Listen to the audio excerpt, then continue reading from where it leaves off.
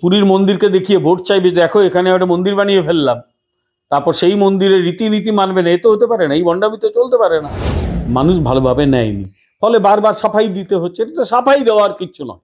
আমি ব্রাহ্মণ সন্তান, আমি এই করি, আমি কালী পুজো করি, আমি দুর্গা পুজো করি, কেউ জানতে চায়নি। একটা অভিযোগ চলে এসছে, এরা ভোটের জন্য একটা বিশেষ সম্প্রদায়ের মানুষকে এরা তোল্লাই দেয়। অভিযোগ কি কি কাণ্ড হয়েছে, পুলিশ দিয়ে পুজো করতে হচ্ছে কেন? স্যার, আমরা দেখলাম গতকাল একটি নিউ টাউনে একটি বেসরকারি হাসপাতালের শিলান্যাসে মুখ্যমন্ত্রী গেলেন এবং সেখানে বক্তৃতা দিতে দিতে মুখ্যমন্ত্রী বলছেন যে কে বলেছে আমি আমার ধর্মকে শ্রদ্ধা করব না, ধর্ম যার যার, আপনার উৎসব কিন্তু সবার। এক্ষেত্রে প্রশ্ন হচ্ছে, একটা বেসরকারি হসপিটালের শিলান্যাসে গিয়ে মুখ্যমন্ত্রীকে ধর্ম নিয়ে কথা বলতে হচ্ছে? না, আমি বুঝতে পারছি না, এটা হসপিটালে শিলান্যাস হচ্ছে না এটা মন্দিরের উদ্বোধন হচ্ছে। মন্দিরের উদ্বোধন করলে এই কথা বলাই যায়, না বলার কি আছে? কিন্তু যেখানে হসপিটালের উদ্বোধন, সেখানে আমরা কি আশা করি? একটা রাজ্যের মুখ্যমন্ত্রী, তিনি মানুষের কাছে অন্তত এইটুকু তথ্য দেবেন, এই রাজ্যে কত হসপিটাল আছে, এই রাজ্যের চিকিৎসা ব্যবস্থা কেমন, এই রাজ্যে কতজন ডাক্তার আছে, এই রাজ্যে রোগী পিছু ডাক্তার কত, বা জনসংখ্যা পিছু ডাক্তার কেমন, কটা হসপিটাল হলো, কটা নতুন মেডিকেল কলেজ হয়েছে, চিকিৎসা ব্যবস্থা কি, কোথাও যদি ত্রুটি বিচ্যুতি থাকে সেই ত্রুটি বিচ্যুতি কিভাবে দূর করা যায়, এগুলোই হচ্ছে স্বাভাবিক নিয়ম। রাজ্যের মুখ্যমন্ত্রী, স্বাস্থ্যমন্ত্রী যেই হন না কেন, তিনি এই ধরনের কথা বলবেন। তো এই রকম একটা অনুষ্ঠানে যার সঙ্গে ধর্মের প্র্যাকটিক্যালি কোনো প্রত্যক্ষ যোগ নেই, সেখানে কেউ যদি ধর্ম টেনে আনে, তার একটাই মানে হয়, সেটা হচ্ছে যে সে ভয় পেয়ে গেছে। সে ভয় পেয়ে গেছে এবং সে যা করেছে সে বুঝতে পারছে আগামী দিনে তার বিপদ হতে পারে, ফলে সে এই ধর্মকে টানছে। ভয়টা কোথায় বলি, দেখো আমি এই 4-5 দিন আগে কুম্ভ মেলা থেকে ফিরলাম, ছিলাম ওখানে 3 দিন। গোটা কুম্ভ হেঁটে হেঁটে ঘুরেছি, বহু মানুষের সঙ্গে কথা বলেছি, গাড়ি করে গেছি, 4 চাকা গাড়ি, ফিরেছি 4 চাকা গাড়ি করে, যার জন্য আমার অভিজ্ঞতাটা একটু আরো অনেকের চেয়ে বেশি হয়েছে। এবারে কুম্ভতে গিয়ে দেখলাম পশ্চিম বাংলা থেকে এত মানুষ গেছে যেটা ভাবা যায় না। আমি যেদিন আসছি, তা মানে বারাণসী থেকে সকালবেলা স্টার্ট করেছি আমার একটা কৌতূহল ছিল যে আমাদের ঠিক ডান দিক দিয়ে যে গাড়িগুলো যায়, কোন গাড়ি বেশি করে যাচ্ছে। দেখলাম 80% গাড়ির নম্বর হচ্ছে WB, মানে পশ্চিমবাংলা থেকে গেছে।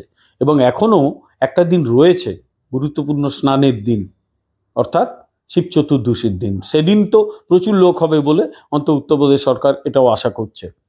এবং তার একটা বড় অংশ কিন্তু এই পশ্চিমবাংলার মানুষ। ফলে একদিকে বলা হলো মৃত্যু কুম্ভ, যেটা আবার গোটা ভারতের মানুষ প্রবল ক্ষুব্ধ হয়েছে। যোগী আদিত্যনাথ উত্তরপ্রদেশ বিধানসভায় কঠোর নিন্দা করেছেন যে হিন্দু ধর্মের একটা অত্যন্ত পবিত্র উৎসব, সেই উৎসবকে মৃত্যুকুম্ভ বলার মধ্যে যে ধরনের কি বলবো উদ্ধত্ত রয়েছে, যে ধরনের হিন্দু বিরোধিতা বলে অনেকে মনে করছে, সেইটা কিন্তু মানুষ ভালোভাবে নেয়নি। ফলে বারবার সাফাই দিতে হচ্ছে। এটা তো সাফাই দেওয়ার কিচ্ছু নয়। আমি ব্রাহ্মণ সন্তান, আমি এই করি, আমি কালী পুজো করি, আমি দুর্গা পুজো করি, কেউ জানতে চায়নি তো। একজন হিন্দু ধর্ম এমন ধর্ম, যে পুজো করে সেও হিন্দু, যে পুজো করে না সেও হিন্দু, যে আস্তিক সে হিন্দু, যে নাস্তিক সে হিন্দু, বিশ্বাসী হিন্দু, অবিশ্বাসী হিন্দু। হিন্দু ধর্ম তো একটা অন্যরকম ধর্ম, একটা প্ল্যাটফর্ম টাইপের, একটা উদার ধর্ম। সেখানে কেউ পুজো করুক না করুক এটা জাহির করার দরকার নেই। তাহলে এই কথা আসছে কেন? আসছে এই কারণে যে দুটো কারণ, ভালো করে ভেবে দেখো। এই সরকার, এই শাসক দলের ওপর একটা আরোপ চলে এসেছে, একটা অভিযোগ চলে এসছে, এরা ভোটের জন্য একটা বিশেষ সম্প্রদায়ের মানুষকে এরা তোল্লাই দেয়। অভিযোগ, সত্যি মিথ্যে আমি আলোচনা করছি না আজকে, শুধু অভিযোগ।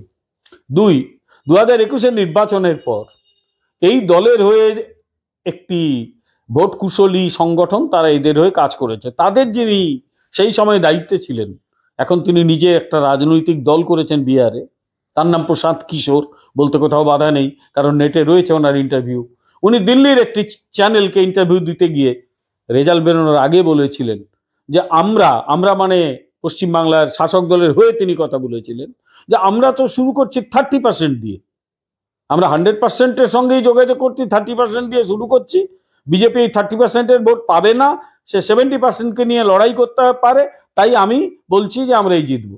কথাটা আমাদের নয়, কথাটা আমার নয়, কথাটা বিজেপি বলেনি, কথাটা একটা ভোট কুশলী সংস্থা বলেছিল, তারা তৃণমূলের হয়ে কাজ করেছিল। তৃণমূল একবারও বলেছিল কি আপনি এই কথা বলবেন না?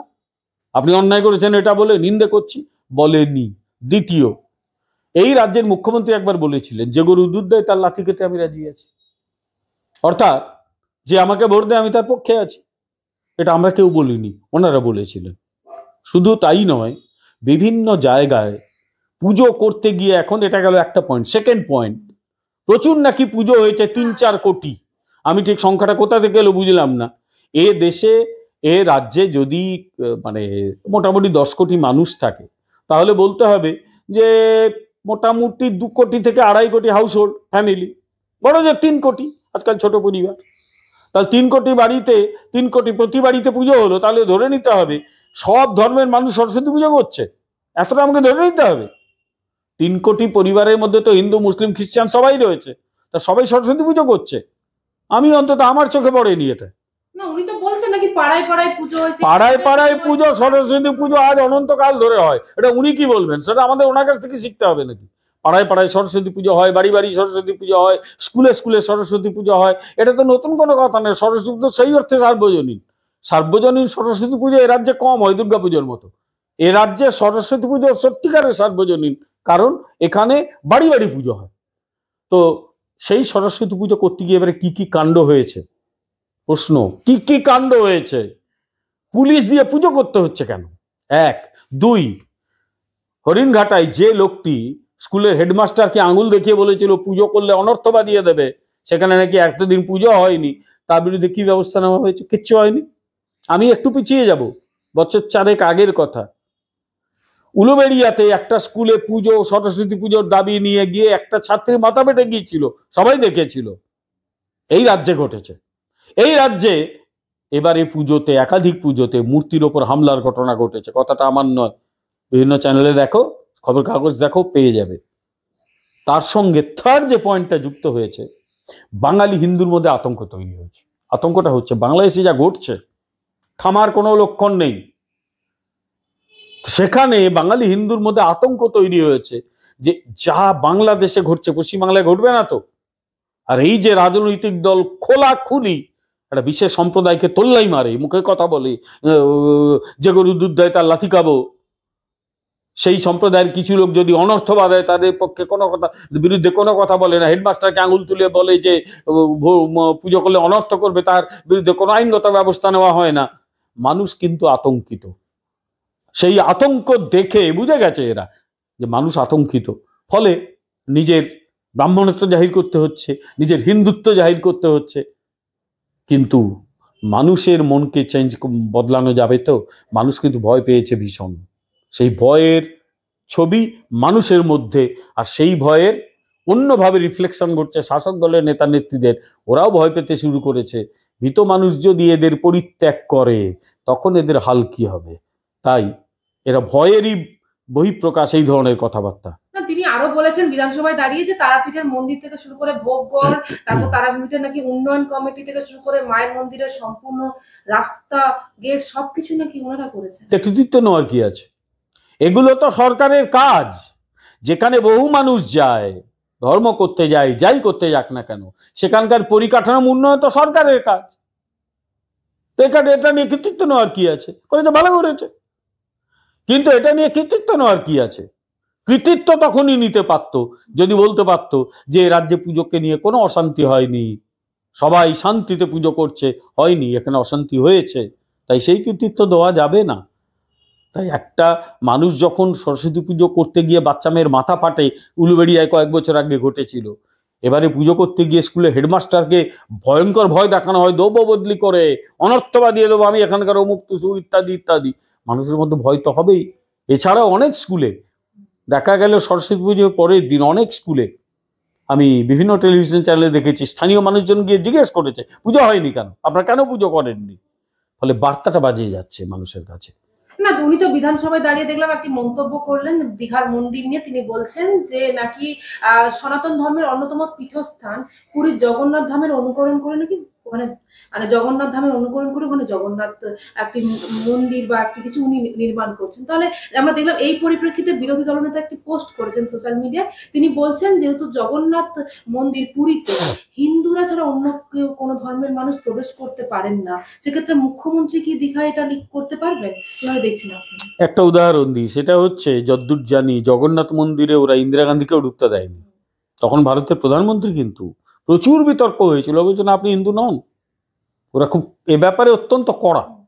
কয়েক বছর আগে আমার মনে আছে যে ইন্দোনেশিয়ার বালি বলে একটা দ্বীপ আছে, সেটা হিন্দু প্রধান এলাকা, সেখান থেকে একটা টিম এসেছিল।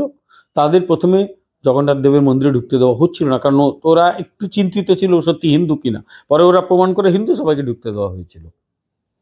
ফলে সেই মন্দির কড়াভাবে তাদের যে ঐতিহ্য সেটা কিন্তু পালন করে। ভালো মন্দের আলোচনায় আমি যাব না, তাদের যা ঐতিহ্য, তাদের যা প্রথা, সেটা পালন করে। আজকে যারা এই কৃতিত্বগুলো নিচ্ছেন যে আমি পুরীর আদলে জগন্নাথের মন্দির বানিয়েছি, তাহলে পুরীর ট্র্যাডিশন ফলো করতে হবে, যে ট্র্যাডিশন পুরী ফলো করে। কিন্তু আমি ব্যক্তিগতভাবে মনে করি ভগবান সবার জন্য, কিন্তু সেই ভগবানকে দেখিয়ে তুমি ভোট চাইবে, আর তারপরে ও পুরীর মন্দিরকে দেখিয়ে ভোট চাইবে, দেখো এখানে একটা মন্দির বানিয়ে ফেললাম, তারপর সেই মন্দিরের রীতিনীতি মানবে না, এ তো হতে পারে না, এই ভণ্ডামি তো চলতে পারে না। তাই শুভেন্দু অধিকারী আসল জায়গায় ধাক্কাটা মেরেছেন। সেই ধাক্কার ফলাফল কি হয় দেখি না, কারণ মন্দির বানিয়ে ভোট মানুষ দেখে, এরা দেখছে, মানুষও দেখছে যে একটা মন্দির বানাচ্ছে ভোটের লোভে। আর মানে হিন্দুদের শ্রেষ্ঠ উৎসব কুম্ভকে আজ 144 বছর পরে মহাকুম্ভ হয়েছে, আবার সেই 144 বছর আমরা কেউই বেঁচে থাকবো না সেই সময়, তাকে বলা হচ্ছে মৃত্যুকুম্ভ। মানুষ সব দেখছে, মানুষ ঠিক সময়ে তার সিদ্ধান্ত জানিয়ে দেয়। আপনার কি মনে হয় যে মুখ্যমন্ত্রী লিখতে পারবেন দীঘার মন্দিরের পাশে যে হিন্দুদের ছাড়া অন্য কারোর প্রবেশ নিষেধ? যদি লেখেন পশ্চিমবাংলায় বিপ্লব হয়ে যাবে। আমি নিশ্চিত উনি পারবেন না। যদি উনি পারেন তাহলে বিরাট কিছু ঘটে যাবে। বুঝতে হবে যে ভয়টা কোন জায়গায় পৌঁছেছে। উনি জীবনে করতে পারবেন না, জীবনে না, কোনোদিন পারবেন না।